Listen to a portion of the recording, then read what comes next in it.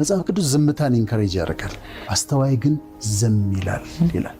ወዳጁን የሚንቅ አእምሮ የጎደለው ነው፣ አስተዋይ ግን ዝም ይላል። ለመስማት የፈጠንክ ለመናገር የዘገየህ ሁን ይላል። ሀገራችንን እየጎዳ ያለው ነገር አንዱና ዋነኛው ንግግር ነው ብዬ አስባለሁ።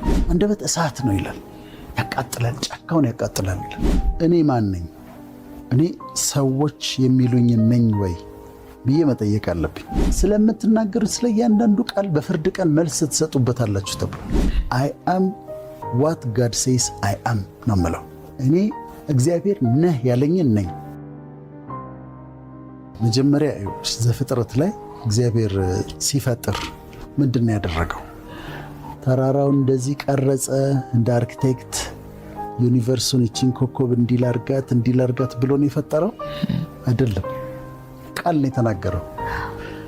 እግዚአብሔርም ብርሃን ይሁን አለ፣